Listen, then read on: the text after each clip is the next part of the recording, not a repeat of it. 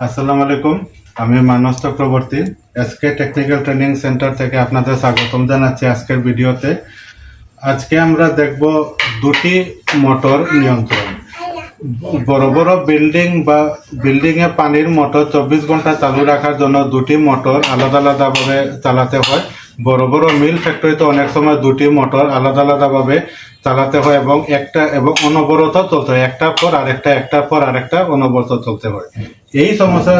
এই রকম কানেকশন আমরা আজকে দেখাবো যে কিভাবে দুটি মোটর এইভাবে কন্টিনিউ একটার পর আরেকটা চলতে থাকে। এটা হচ্ছে সেই কানেকশন।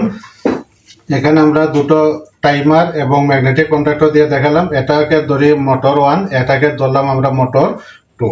এই দেখেন, এখানে টাইমার সেট করা আছে 5 সেকেন্ড এই মোটরটা চলবে। এরপর 5 সেকেন্ড পরে অটোমেটিক 2 নাম্বার মোটরে চলে আসলো। আবার 5 সেকেন্ড পর চলে যাবে ওই মোটরে। মানে আমরা ঘন্টা হিসেবে ইউজ করবো নাকি?